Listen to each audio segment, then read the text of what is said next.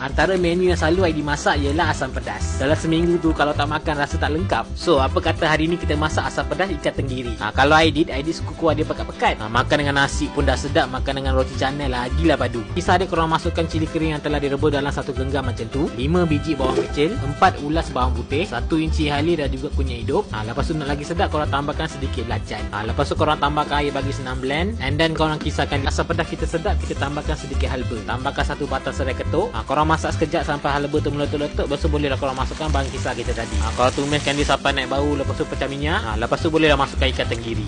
Ikan ni Aidi beli yang dah siap potong je, senang. Kalau korang nak ganti dengan ayam ke dengan ikan lain pun boleh juga. Kemudian tambahkan air asam jawi dalam satu cawan macam tu. Jangan banyak-banyak, nanti cair pula. Korang kacau-kacau sikit. Lepas tu bolehlah masukkan daun kesum dan juga bunga gantan. Korang bagi kuah dia mendidih dulu. Kemudian bolehlah perasakan dengan garam dan juga sebut perasa secukupnya.